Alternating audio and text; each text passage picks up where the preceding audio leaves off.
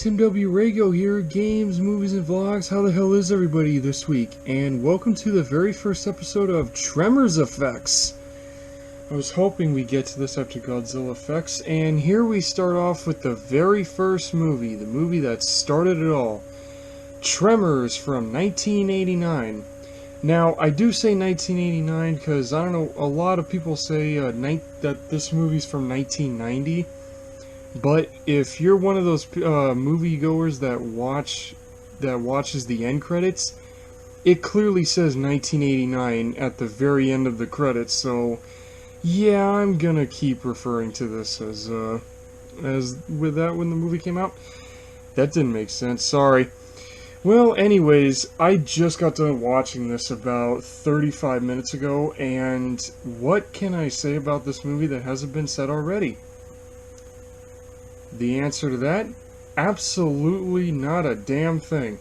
This movie's just great. For a monster film, this is amazing.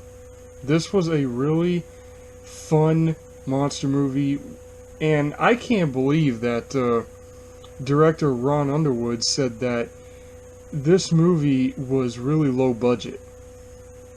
Like, seriously, this is low budget? You can't even tell.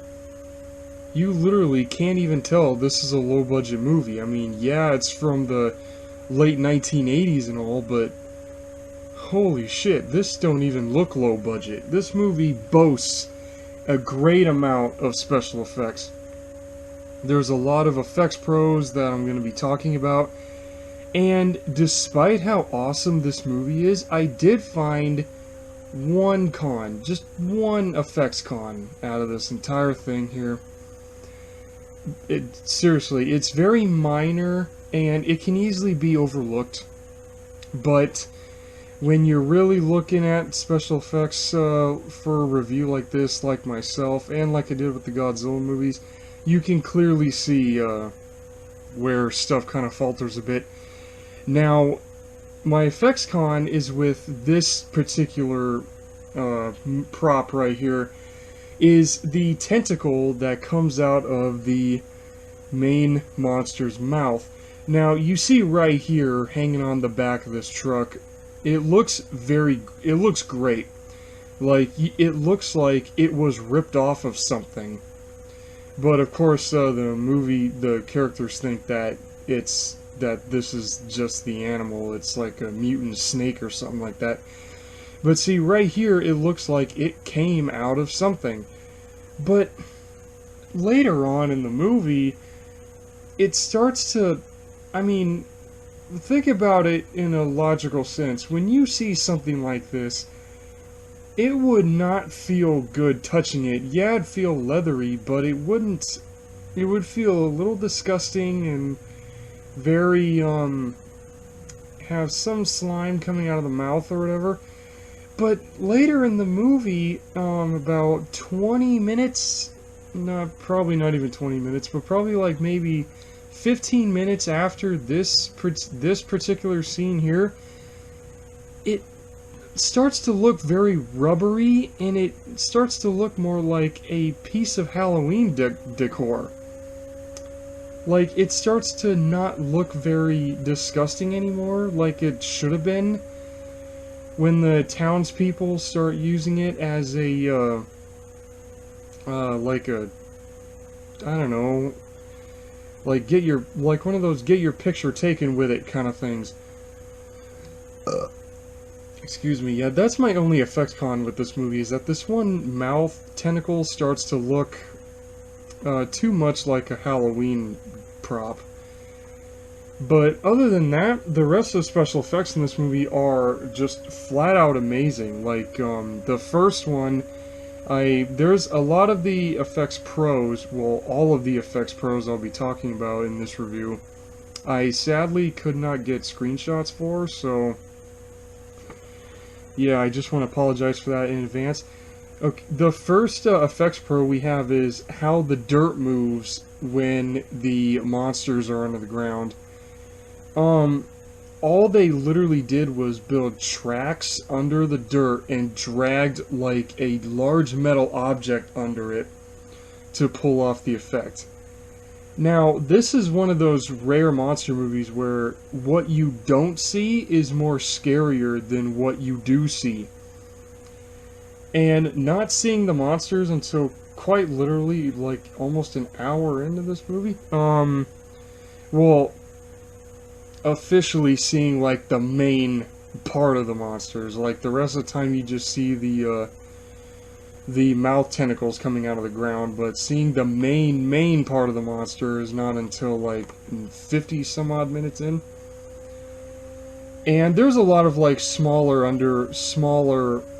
effects that actually come off very convincingly. Like a whole herd of sheep get just shredded and mauled, and just the one shot that they show them in when they're all partially eaten, it does look very disgusting.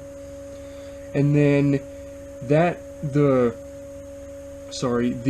owner of that sheep herd, he gets sucked underground and his head is sticking under the ground. And yeah, it does not look like the actor. It kinda does. And well, here's the main monsters. I'll get to them here. I'll get to these monsters. They're called Graboids. I know all of us Tremors fans know that, but I'm saying that for those of you who have not seen this movie yet and are wanting to get into Tremors. So yeah, this monster's called a Graboid, and I'll explain why here in a little bit. Then you have like other effects, like one crazy good effect that they have is I mentioned the head in the ground, which looks kinda freaky. No, it actually looks very freaky, not kinda. Then you have other smaller effects, like these two construction guys get eaten by one of the Graboids still at the beginning of the movie, and one of them is using a jackhammer and it punctures the Graboid under the ground, but he doesn't know what's under there, and you just see this blood, all this blood just come gushing out of the street. It is super disgusting. And then when the two construction guys get eaten, well, there's two of them, sorry. Did I mention there's two of them? I think I did.